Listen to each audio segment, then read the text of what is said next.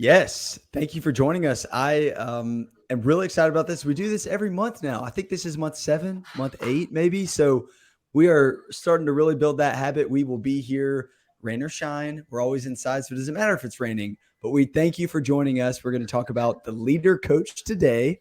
I want to introduce us real quick. Rachel, if you want to give us a little slide check here. So we've got myself and Josh Swing, who are both account executives here at Wild Spark. Josh is our team captain, as he's wearing on his sleeve. He typically doesn't flaunt that. He's a pretty humble guy, but given that we were talking about coaching today, we're making the sports reference. He's a big basketball guy. So Josh is team cap. And then Rachel Merritt, our director of marketing. What would we do without her? So Rachel, so happy to have you on the team.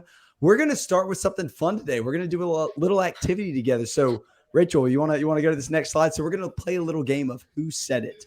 And I wish that I had some amazing prize, like, a $1,000 Amazon gift card or something like that. But I don't know if I have that. Maybe we can send you some Wild Spark swag. But let's start here. And we have some swag. We need participation in the chat. Like, we are not moving on until we get some serious answers. So perfection is not attainable. But if we chase perfection, we can attain excellence. Who said it? Who said it, folks? Take your best guess in the comments. Multiple choice. So you got at least a 25% chance of getting this one right. Any one of those people could have said this. Although, like, John Madden, I don't know. He likes to just hit you over the head with very obvious stuff. Yeah. Not as much of a deep thinker, that John Madden. Hazem said Vince, another Lombardi. This feels like a Lombardi quote. Casey, nice. Carrie's going D. Jonathan's going C, Tony Dungy. Okay, so we got a lot. Lawrence, hold on, Googling it. No Googling. That's cheating. Where's my Lawrence whistle? gets flagged just for that. Technical foul. Yeah, Mr. Lawrence Lee. On that one. Love it. Okay, you guys ready? It is the man himself. Vince Lombardi. It looks like we've got most of you who voted for that. So congrats if you got that right. Take if you're a passionate Lambo about leap Wild, if you got it right. Yes, absolutely. Good job. Okay, we've got a couple more of these. What's next? Teamwork is what makes common people capable of uncommon results. Nice. Coach K, Pat Summit, John Wooden, or Bobby Knight. If it's Bobby Knight and you want to celebrate by throwing a chair, you can do that. It's your office. You go for it. All right, you guys ready? I'm waiting to see some of these come in. Nice. We got a lot of different votes on that one. Some people said Coach K, some say Wooden, but it is the one, the only Pat Summit. All right. We got one more of these. And this is arguably the most important quote out of all of them from probably one of the best coaches of all time. Water is for cowards. You see all those posts about hydration and everywhere. No. Water is for cowards, according to this person. Water makes you weak. Water is for washing blood off that uniform. And you don't get blood on my uniform. Boy, you must be outside of your mind. Who said that one? I'd be scared if a coach said that to me. I know this one. Swing, when we get there, why don't you tell us the answer? I will. I'll do the unveil. We gotta give some people the chance to guess. All right, Bear Bryant. A lot of people are saying Bear Bryant. A lot of people are saying Herman Boone. We are in Birmingham, Alabama, so Bear Bryant is a good guess. But did we just do that to throw you off? Did we know that you knew that we were in Alabama? So did we put that in there on purpose? Nice. Boone. Overwhelming C's, because this did come from the greatest movie of all time and one of the greatest movie coaches of all time, Denzel Washington and Coach Herman Boone. I imagine there was probably a lot of you out there that read the quote in your Denzel Washington voice as you were rattling it off. I will say that while we put this in here to be funny, there's no water breaks on this webinar. So if you think about stepping away from your computer, think again. We will blow the whistle. We are watching you. Stay dialed in. All right. Let's dig into it. Let's get started. Let's talk about what is the problem. So there is a very specific problem with coaching in our world today, especially in the context of work. There is a study that recently was done from a company called Comparably. They surveyed over 10,000 people, and what they found was that less than 5% of people would say that they reach their full potential at work, which was so incredibly shocking for me personally to hear that and think about that. They did find that a majority of people will operate around the 50 to 75% range of their potential at work. And I was actually talking about this with Hampton yesterday, and we were both just blown away, just thinking about like, man, it's crazy to think that somebody would show up to work every day and be like, you know what, 50% is good enough. We're just gonna mail it in right now at 50%. But then I took a step back and took a more empathetic approach, and it made me think about this question that we have next that I'd love to pose to all of you. And the question is, why do you think someone wouldn't reach their full potential at work? When you think about an employee that may be disengaged or isn't tapping into their full potential at work, what are some of the things that you think are preventing them from reaching that full potential? I'd love for you to throw some of your ideas in the comments for why somebody would be disengaged at work. Maybe this was you in a previous role. Maybe you lived it and you were in a role where you felt like you couldn't bring your full potential to work, or you weren't bringing your full potential to work. I'd love to hear some of the reasons that you all have for why you think that would exist. We'll give a couple moments here for people to process it. Some good answers. I'm going to put them up on the screen. Allison said lack of proper motivation. Casey said lack of strong relationships. Let's see. Hampton, their managers are not giving enough responsibility. That's a fair one. Jonathan, lack of accountability could be a good one. Esther, they are not challenged. It's good. These are all good. Lack of support, not fulfilled, burnout, unclear expectations. These are all really, really good responses. And I believe the unifying theme, a very past managers causing PTSD or triggers, absolutely no encouragement. And a unifying factor in all of these things is it typically depends on their leadership, the manager, the supervisor, whoever's giving them oversight, isn't providing the appropriate amount of support, isn't providing the right amount of encouragement, isn't clearly communicating the why so that there can be motivation and buy-in. And here at WildSpark, we believe and know that every person deserves and needs a great coach in their life. You just need somebody. We can't do it on an island by ourselves, and we need that person. And we also believe that every manager deserves the chance to be a great coach.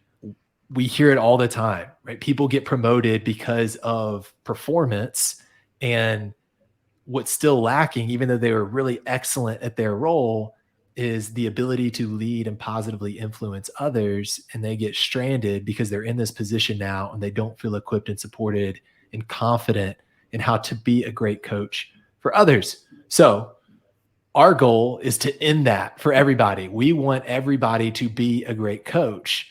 And so we are going to unpack what it means to be a great coach and how we could support people in helping them be great coaches too. But before we do that, I wanted to give everybody a chance to give some shout outs. So while I know that a lot of you have probably experienced times where you didn't feel motivated or inspired to reach your full potential, there's also been times in your life where you have been called to more, where you feel like you were stretched to your maximum potential. Yesterday when me and Hampton were talking, like I discussed earlier, we were like, man, I feel like I'm at 120% right now. Like I feel like I'm being stretched beyond even my capacity and my potential. And so you all have likely had people in your lives that have done that too. So this is a moment to be able to shout some of those people out and let them know that they are appreciated. We don't share enough or affirm enough the people who have made an impact in our lives. So this is your chance to do that. In the chat, tag them at them on LinkedIn if they're on LinkedIn. If not, you can just type their name in. But would love to hear who some of those people have been for you. And as a bonus points here, if you put why that person or how that person helped you reach your full potential so that they could read it. I would love somebody to log on to LinkedIn tomorrow and see their name tagged to the impact that they made on you. So take a second, do that in the chat. Rachel, Hampton, anybody specifically come to mind when you think about that person, who that person is for you? Yes.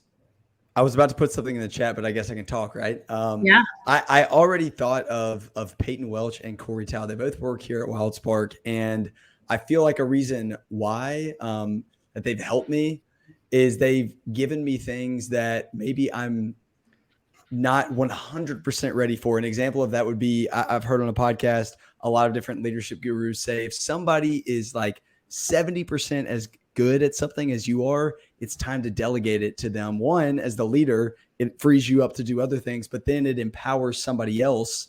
And ultimately, like if you trust them and give them something, they'll probably end up being really good at it because they're going to have more time to do that.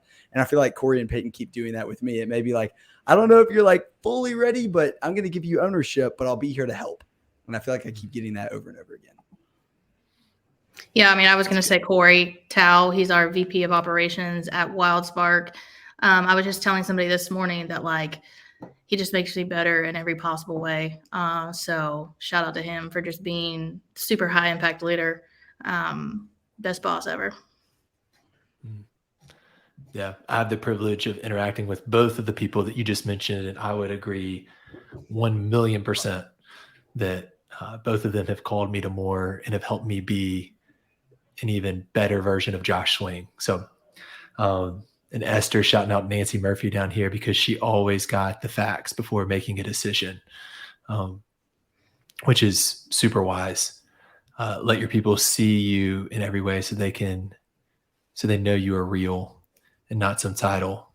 That's good. Be authentic. That's good stuff. Hey, I can add something also as well. This is something that I think is underrated, but Josh Swing and I have the same role at Wild Spark, but he is one of my top answers for that. He's blushing right now. Yes.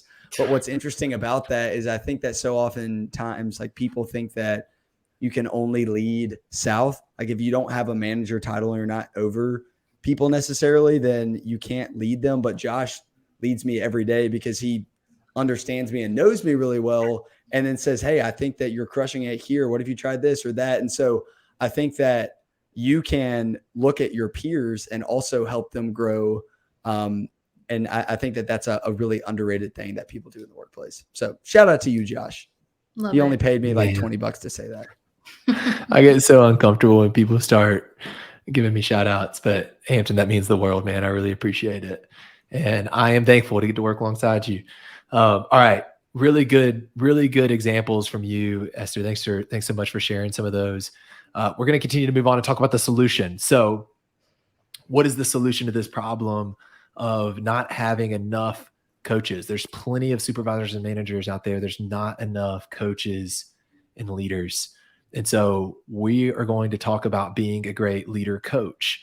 And we're going to talk about it from 3 different angles. And so we're going to talk about situational coaching. How do you lead people differently based on who the person is? Because if you have a cookie cutter coaching approach, then I'm here to tell you, spoiler alert, it's not going to resonate and it's not going to create the impact that you want it to create. We're also going to talk about coaching posture. So what our posture tells the people that we're attempting to coach about how we're coaching. And then lastly, we're going to wrap it up with a 5-step process called the coach model that you can live out in any coaching conversation that you would have with somebody in particular. So we're going to go ahead and get things started. We're going to dig into some of the content here because there's a lot of practical takeaways, and I'm going to pass it to you, Rachel, because I don't think that there is anybody more suited to talk about somebody's learning journey and then the coaching styles that align with that learning process. Thanks, brother. Well, yeah. So, when it comes to where do you start as a coach, where do you start as a manager or as a leader who wants to incorporate coaching tactics into your leadership style and how you manage people? You have to first accept universally that every person is different. Every person learns and grows differently.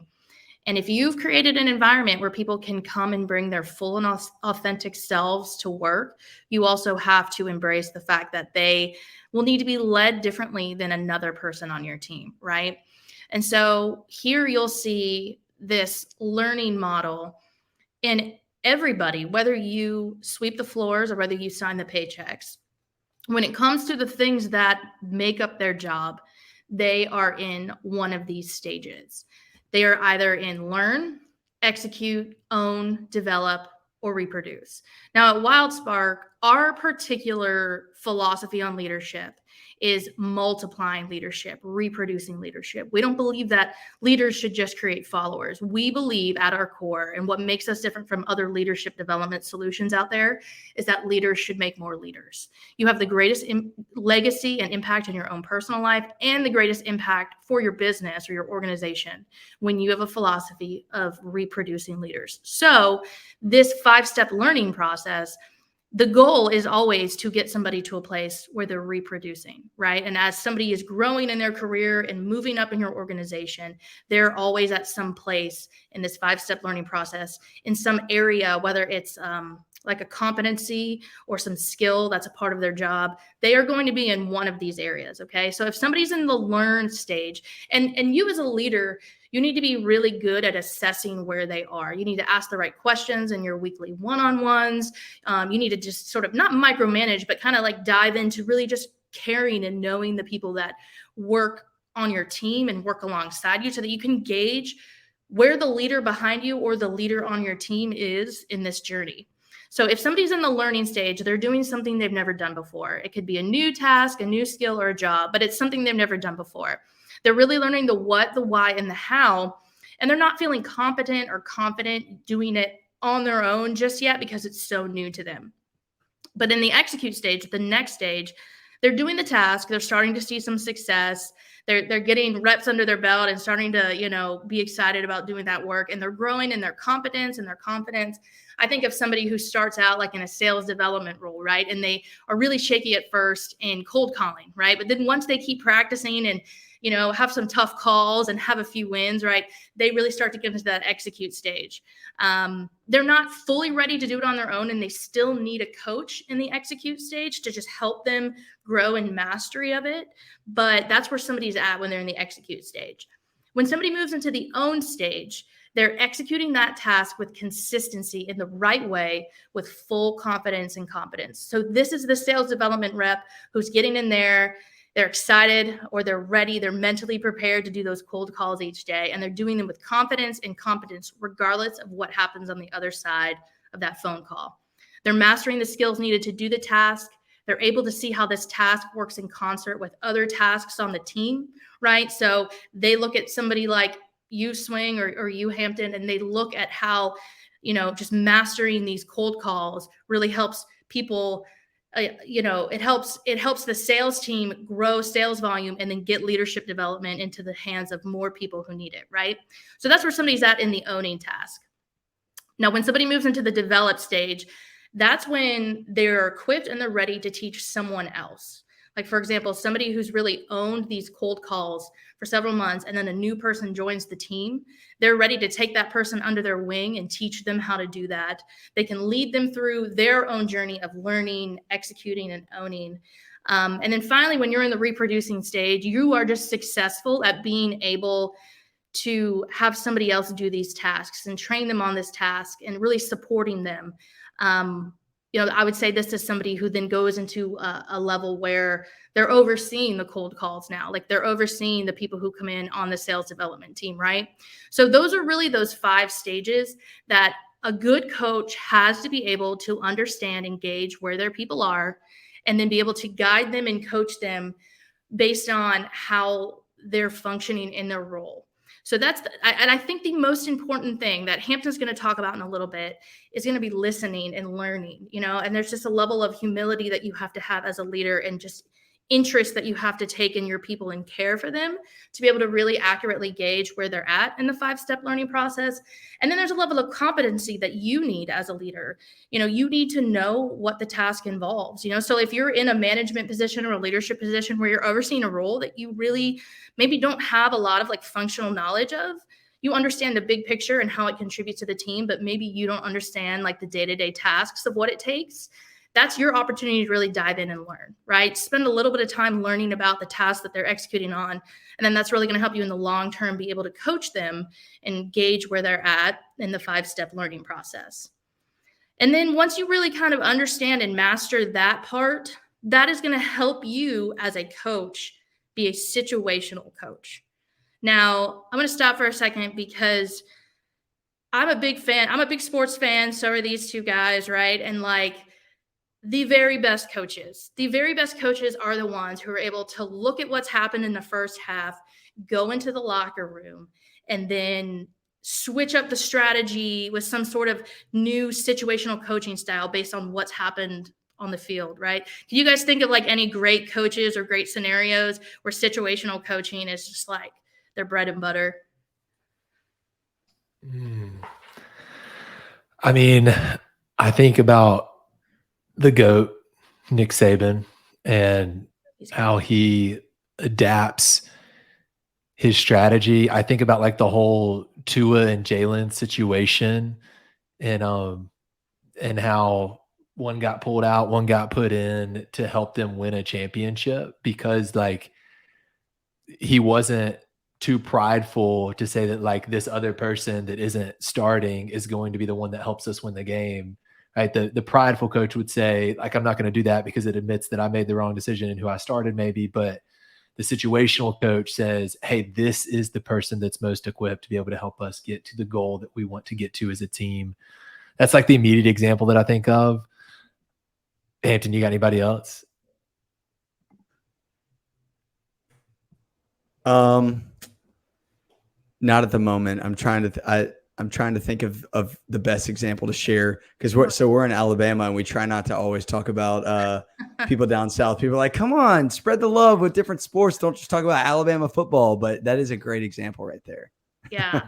Yeah, no, that is a great example of how things were switched up and the right person was ready to step in, right? And so situational coaching and the tactics of situational coaching as a leader, as a manager, it's similar. That doesn't mean that you're going to sit and gauge situations and make switches the way a coach does. But what it means is that your tool belt as a coach to the people that you lead, like you reach for different things based on where people are at in their competency, they're in their confidence in a role. So it all goes back to this overarching theme of lead everyone differently. Lead everyone based on where they're at in their journey with the role and based on how they're wired as well, right? And so these 3 situational coaching styles that you can reach for as a coach, that is really going to be the main place where you live. So if you're directing somebody, this is best used when the task or the skill that's being developed is new, right? So going back to that progression that we talked about on the last slide, like if somebody is in the learning stage or the executing stage, you might need to direct that person. You might need to tell them what the goal is and what a good job looks like. You might need to lay out a step-by-step plan for how the task is to be accomplished, right? Like going back to that example of somebody who comes in at that entry level and they're learning how to build out the sales funnel, you might need to say, hey, these are the number of activities I need you to do every week.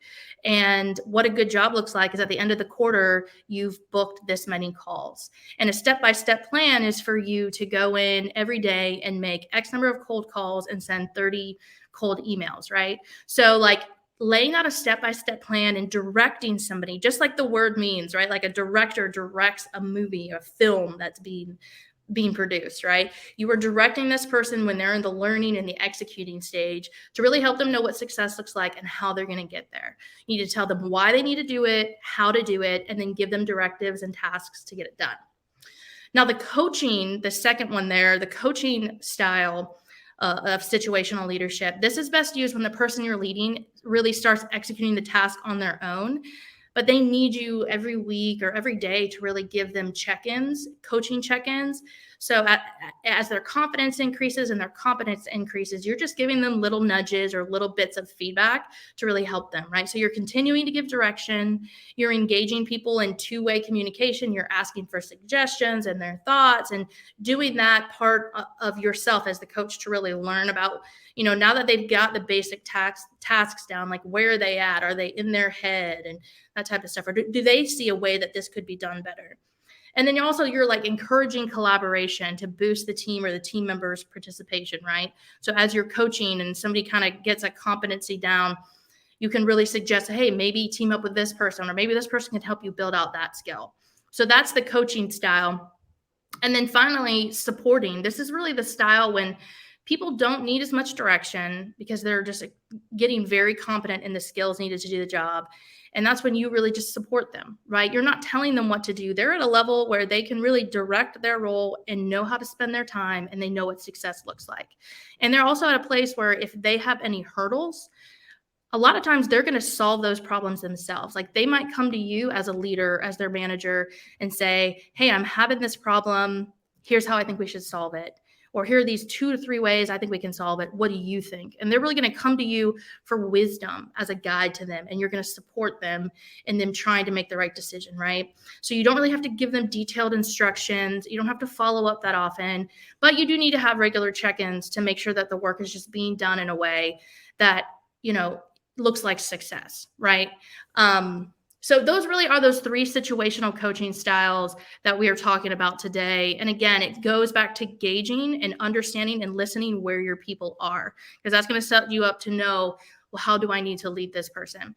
And then you might, another thing to remember is that when you're leading somebody, they might need direction on this task, but they might not need anything at all on this task, right? Like, so if you're supporting them and delegating things to them in this area of, on the sales side of things, maybe it's like they can do all of their own prospecting, but they really need to build out some of their cold calling skills. They're really great at maybe emails, but they're not so great on the phone, right? So you might have people where different competencies or skills in their role, they're at different places. And so again, that's going to be part of just leading everyone different. And sometimes you have to lead their different skills differently as well. It's a really good point, Rachel, that it's not like a blanket, even for the individual person, like based on what you're evaluating and what area you're focused on with that individual may dictate the style that you use in that specific situation. Man, I'm learning stuff and I'm a host. That's really good. I love it. Well, to keep going, I think, Rachel, based on what you just shared, I'd love to hear from the audience. What are some of the situational coaching styles that they gravitate towards when you look at directing, supporting, and delegating? What's a strength for you? What's something that maybe get overlooked more for you when you're looking at how you typically lead through conversations? Hampton, not to put you on the spot or anything, but where's your strength? What gets overlooked in your situational coaching style? Yeah, I mean, I think a lot of times for me, or even just in general, people might think of when they're in a leadership role that directing is like maybe the first thing they jump to. If we look at directing, supporting, and delegating, like I said earlier, maybe people wait too long to delegate because maybe something they've done for years is kind of like their baby or their thing. And so they hold on to it and they don't delegate it when someone else is ready. And then maybe the person feels like they're being leveraged like 50%. Like we go back to the data earlier before, people don't feel like they are maximizing the opportunity they have to do their best work. And I think a lot of that is because they're not having things delegated to them. I think I may definitely earlier in my life thought that being the leader, being the manager was just all about directing, just like calling the shots. And like to an extent that matters. But I love what you were talking about, Rachel, of just being really self-aware and being able to understand where each person is in their role and then choosing the best one from there. Yeah, that's good. Allison said that she definitely gravitates towards supporting and doesn't delegate very well. I totally get that. I think one thing that I have also seen happen is somebody who doesn't want to direct or support. They just want to delegate everything and like a mentality of we'll just figure it out, right? Or like sometimes people will use that idea of self-starter, like when they're looking for somebody to take a job. But you have to be careful because yes, you want somebody to be a self-starter and take initiative, but that doesn't mean you're just going to give them a list of things and say, figure it out. Right. So like I think those are like those two things at the end of the spectrum. Those are the things that people tend to gravitate more towards, right? They either are like really, really super directing and just telling people exactly what to do, or they're like, just figure it out. Get back to me when you get it done. Right. Yeah, I agree. Especially in like a startup company, something that's like a fast-paced environment, it's so easy to like jump from directing straight into delegating and not provide the appropriate amount of support over the span of time to equip them for success. So it's like, here's this controlled style telling you all you need to know, and then, all right, good luck. We'll see you later. And that just doesn't typically work out well either. So this is good. Some of the responses that are coming through are fantastic on some self-evaluation here. Well, I want to keep us moving, and I want to pass it to my main man Hampton over there to talk about our coaching posture. Why is our coaching posture important, Hampton? I think that Rachel and Swing assigned this one to me because they were trying to tell me that I need to improve my listening skills. You know, the guy with a microphone coming across over here apparently likes to talk and sometimes sing. I won't do that today, but let's do a little activity. Most people cannot name 5 good listeners. Seriously. I mean, think about it for a second. Like, we're going to have 15 seconds of silence. Think, who are the 5 best listeners that I know? And you're not allowed to say your grandmother or parent.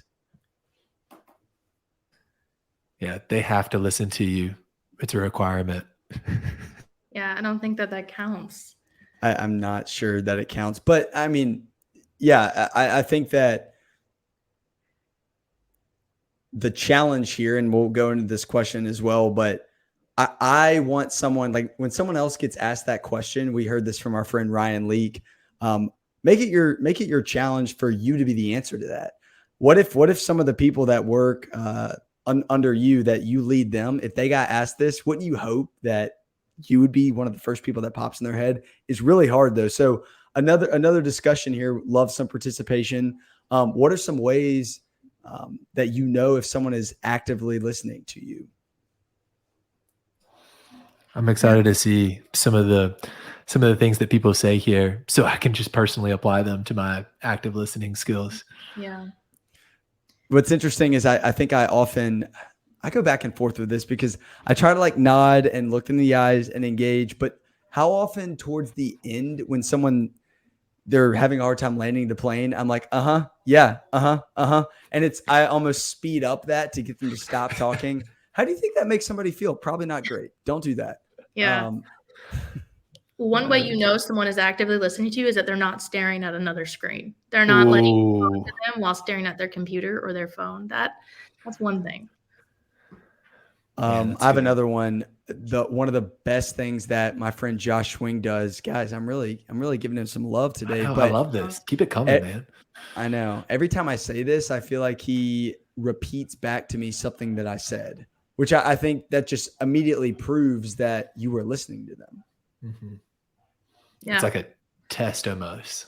Yeah. You're giving yourself a pop quiz to make sure that you're listening. Yeah. Jonathan said, turn toward the speaker. That's good. And then Lawrence said, eye contact can be an indicator. More so, I think they're building on responses from things you said much early in the conversation. Yes, absolutely. Sean, eye contact, listening to understand, not to respond. Yes. That's good. You can tell a lot by somebody if they listen to you based on how they respond to what you said. Ask engaging questions, Brittany. Amen. Eye contact and don't interrupt. That's Allison.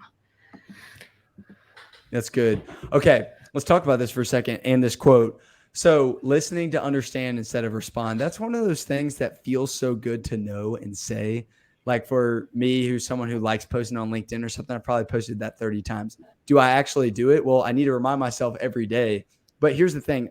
I think so often when we listen to respond instead of listen to understand, we are trying to show that we have knowledge. Like when I really ask myself the question, if someone's talking and I'm constantly thinking, how am I going to respond?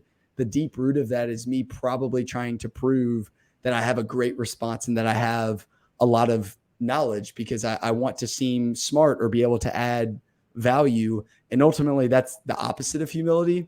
Humility is not just, I think that so often, because we're not outwardly arrogant and we're not bragging all the time, we think that we're humble, but thinking about yourself all the time falls into the category of some false humility. I think really humility comes down to thinking less about yourself, which is really, really, really hard to do. But we believe that the best leaders are others focused. And so think about the best leader in your life. Hopefully this is your manager. Hopefully you are this, maybe not every day at every moment, but to your people. What does it look like to say, I don't have to prove that I have knowledge? I've probably been given this title potentially, maybe because of the knowledge that I have. I don't have to prove that I know something. Instead of trying to be known, let me make other people feel known by asking them questions, by repeating what they're asking you.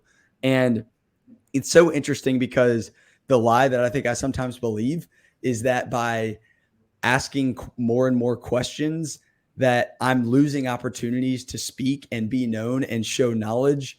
But when you think about the most enjoyable people to be around, the best leaders, it's the ones that are so secure in who they are that they just want to ask you questions. They want to understand you more. And so I think just this quote of knowledge can be superior, questions require humility is something for us to really ponder. I certainly will be. But the 3 stages of listening, Swing, can you actually go through some of these for us? Yeah, happy to. Lawrence coming in with a powerful quote too in the chat that I just said, humility is not thinking less of yourself, but less about yourself, to your point, Hampton, of what you just shared. Yeah, these are the 3 stages of listening, and think about them as a progression of what you would move through. Listening to is typically self-centered and self-focused, like you just talked about, Hampton. It's listening from the perspective of me, of thinking about, okay, how does this affect me, or how can I respond to this? Listening for is more like the response generated thing, like listening for an opportunity to add value or respond, which isn't necessarily bad in certain scenarios, but is still somewhat self-focused. Listening with would be listening to someone speak from their perspective and from their shoes, so that I'm not just listening for myself. I've taken myself out of the equation, but now I'm listening with them to help them navigate through the situation of whatever they're sharing, especially if they're looking for some kind of advice or help on a certain topic or situation. Because your goal is to empower them to uncover it for themselves. That's the role of the coach. It's not to answer or to give all the answers all the time. It's to help them discover the answers for themselves.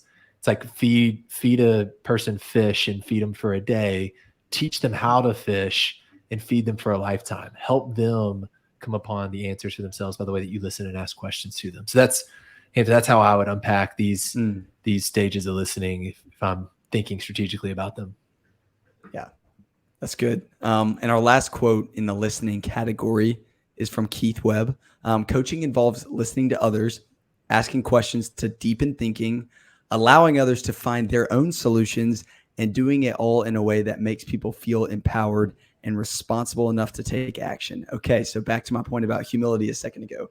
A short way of saying this that I learned a while ago was, when coaching someone, ask and listen, don't tell and sell. Ask and listen, don't tell and sell. And so often I find myself telling and selling.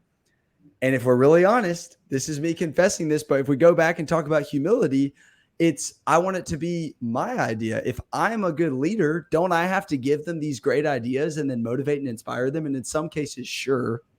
But think about, maybe you're a parent, or maybe you know the answer, but having the humility to say, let's make sure that they have this as their idea, because if it's their idea, they're going to own it. But what if I don't get credit? Who cares? That's what great leaders do. So don't necessarily make it about you, and just ask questions and help people get to whatever it is in order to take action is something that I think will help all of us. So powerful. You can accomplish so much more if you don't care who gets credit for it. Hampton, shift in mindset to wanting all of the credit and the accolades to just wanting to help other people succeed is really when leaders get unlocked. This is the coach model. So we're going to move through these things pretty rapidly because we promised to get you off of the webinar in time to catch some March Madness and some of the afternoon games. But really quickly, 5-step process for the coach model. So it is an acronym: connect, outcome, awareness, course, and highlights. And this just lays out for you how you will navigate through any coaching conversation to make sure that that conversation is as impactful as it can possibly be, that you are driving the maximum amount of growth through any conversation that you would have with someone as a coach. And this isn't mine. I didn't create this. Wadsworth didn't create this. We'll give credit to Keith Webb, who is the author of the book. But we're going to unpack these step by step. And so we're going to take the first one here, rapid fire. How you should enter into every conversation is to first connect relationally. If people feel cared for beyond what they can produce at work, they're much more willing to be vulnerable about their work and want to hit a home run at work if they feel like somebody's in their corner, they care about them personally. So some great questions, some starter question. Hey, how was your weekend? Is great. A little generic. They recently went on a vacation. Tell me about your vacation. What were some of the highlights from it? Hey, I saw that Susie had her dance recital last Friday. I remember you talking about that. How did that go? Was it the cutest thing in the entire world? Probably. Then a great question to ask is, hey, what wins have you seen since our last meeting? So since we last spoke, these conversations should be happening consistently. So since we last talked, what's been going really well, or what's been challenging is another great question to ask. Or what are you learning right now? What are some things that you're learning about right now is a great question to ask people. One, to get to learn from that person selfishly and what they're learning about, but also to encourage them to continue learning. The more that you ask that question, the more that somebody is going to want to continue learning. I will promise you that. So connect first. That will determine the speed at which you can move through the rest of the conversation. If you will slow down to go fast, I promise you will not regret it. The next thing is to focus then, though, on the outcomes. If it is all relationship the whole time, and that is inauthentic and disingenuous, and it is all feels like probably rainbows and butterflies and sprinkles, and people aren't going to resonate as much as they will if you also care about them from a professional perspective. So great questions to not be me focused. It should not be coach focused. It should be them focused. So what would you like to work on today is a fantastic question. If they're not already putting thought into this conversation with you as the coach, then they will start putting thought into their conversation with you as the coach if you give them the freedom to play a role in the decision-making for what are the topics of conversation. Also, what if somebody's bringing up what they want to work on, these are the things that are most important to them. And it's what they care most about. And it's going to be what they want to work most on. Another great question: what is your biggest challenge or frustration right now? So that's just a great way to uncover what is it that we should be talking about right now in relation to where we want to grow as a leader. There's a quote that goes along with this, and it comes from Albert Einstein. And it says, the formulation of the problem is often more essential than its solution, which is really powerful, especially for driven leaders. I'm imagining if you're on this webinar, you're probably extremely driven and you want to see results in your life. And so many times we just jump straight into the solutioning and we don't take enough time to formulate the full problem. And with our solution, we're not completely solving it because we didn't take enough time to let the problem fully bake so that we could come up with the best solution. So Albert Einstein, pretty smart guy. Maybe we should listen to him. Then it shifts over to awareness. So this is the continued formulation of that problem. What happened? Let's dig in there. What's at stake if nothing changes? This is a really powerful question to ask about any situation because it frames out for you from a future looking perspective. What is at play here if I don't overcome this challenge? How does this play out in my life? What other factors are influencing the situation? So making sure you turn over every rock and you look under every stone to make sure that we're thinking about all the different factors that could go into this problem. Well, once we do that, once we connect relationally, and then once we fully develop the things that we need to be talking about, the problems that we need to be solving, then we can shift towards the next steps that we can take in the process. And so, Rachel, I think you're really good at this moving forward and laying out steps to move forward. So I'm going to let you take these last two right here. Yeah. So really helping somebody as they've like gone through all of those big foundational steps, like Josh mentioned, right? They're rounding third base. Here's where you as the coach are going to help them decide how they're going to move forward, right? This might be, you put probably a lot more work on the front end, but right here is where you can see yourself as a coach and a leader make such a huge impact. It's helping somebody take all of that information and all of those thoughts, and sometimes they'll be paralyzed, and that's for you to be able to take them and say, what actions would you like to take to move forward, or what steps do you think would be the most effective? And then this last question, which a lot of people forget, a lot of times we think that maybe a sales report will hold somebody accountable, or maybe their annual review will hold them accountable. But the best favor that you can give the people that you lead is to gently hold them accountable, and also make sure that we hold them accountable more than like once a year, right? So asking them, how would you like me to hold you accountable? That's a really powerful question, right?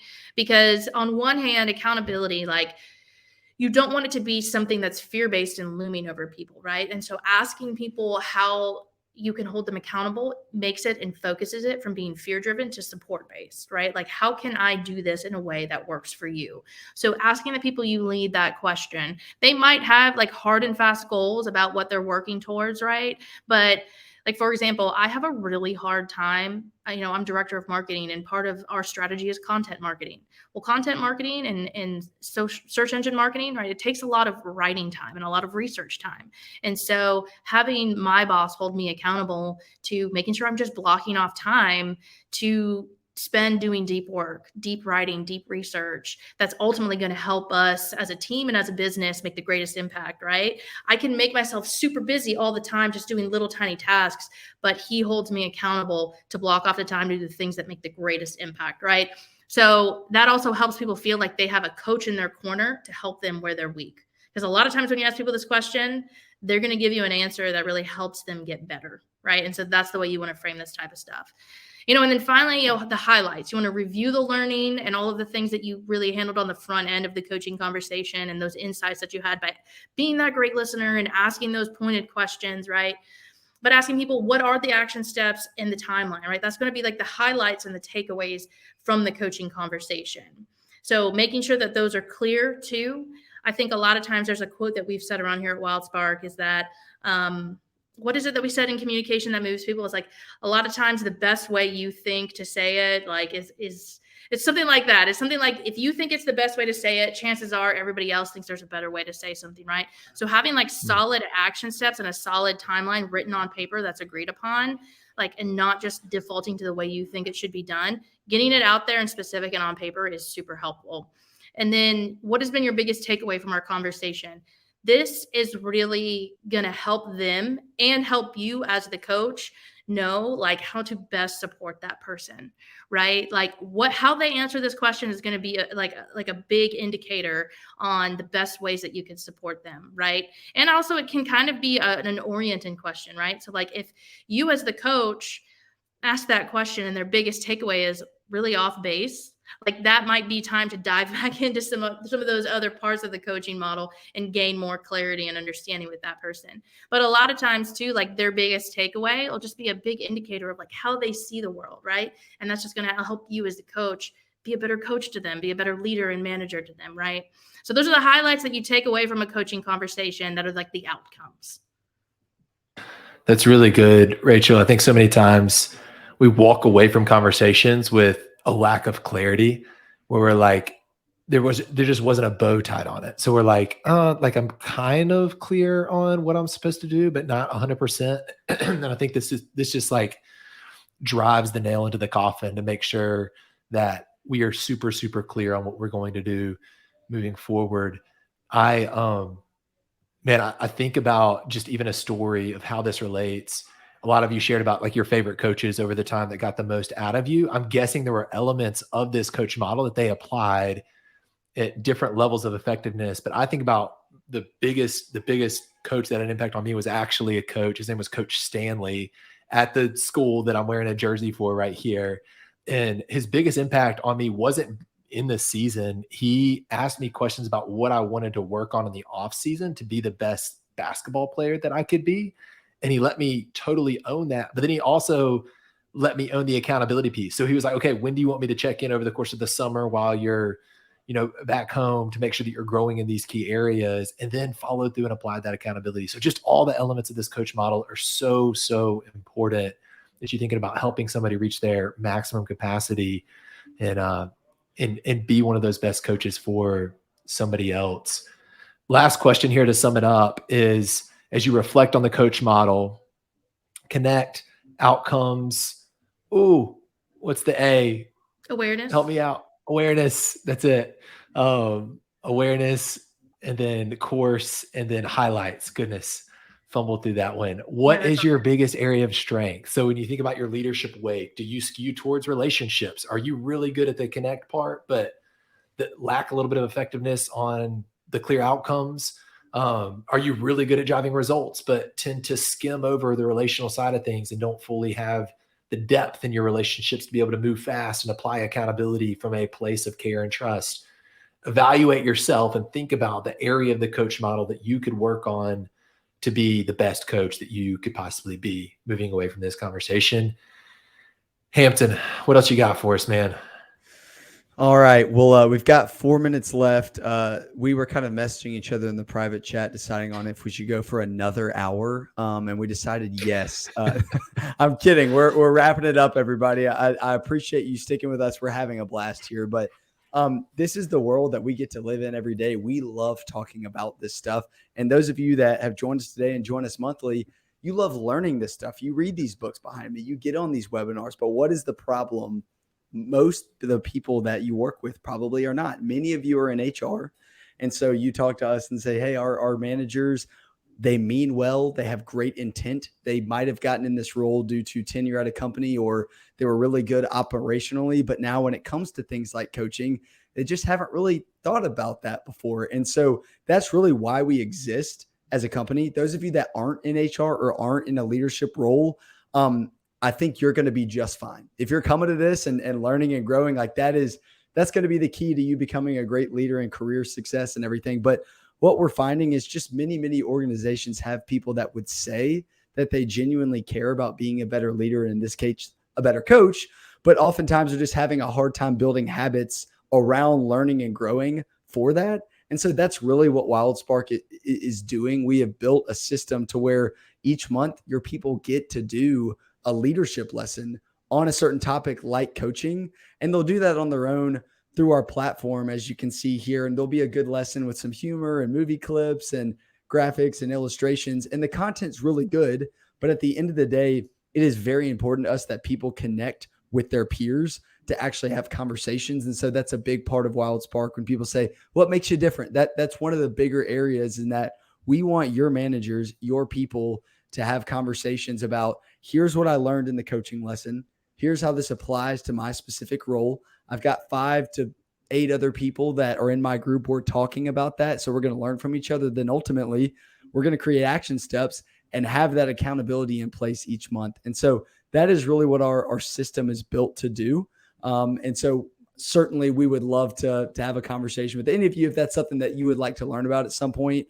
But regardless, we will be here every month talking about some sort of leadership principle, and just love you all joining with us. And with about 30 seconds left, I'll let Rachel talk about next month. We've got something exciting coming. It's going to be so bomb. Okay. Next month, we are partnering with our friends over at Nectar. Nectar is a platform to provide like employee gifting and rewards and things like that to make people just feel really loved and special, right?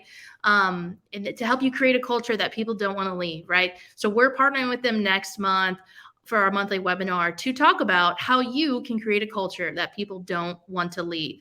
Nectar's really going to talk about the employee experience side of it. And then WildSpark's going to talk about the people development side of it, right? So it's going to be awesome. They have some just next level leaders over there that are really experts at that.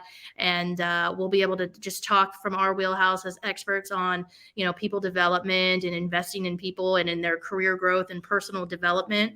So it's going to be amazing. So we don't have the LinkedIn event set up yet, but it will be on LinkedIn Live. We'll make sure that we email it to all of you who registered for this webinar and that we stay in touch. But we hope to see you there. It's going to be on April 19th. So get excited. All right, everybody. Thank you for joining us today. We hope it was helpful for you to learn how to be a better coach to your people. And yeah, any last words, dudes? Shout out to Deidre Cook. Hello. We What's see up, you there. Deidre? We'll see you next month. Yeah. All right. Bye, everybody. Have a great See day. you next time. Go watch some basketball.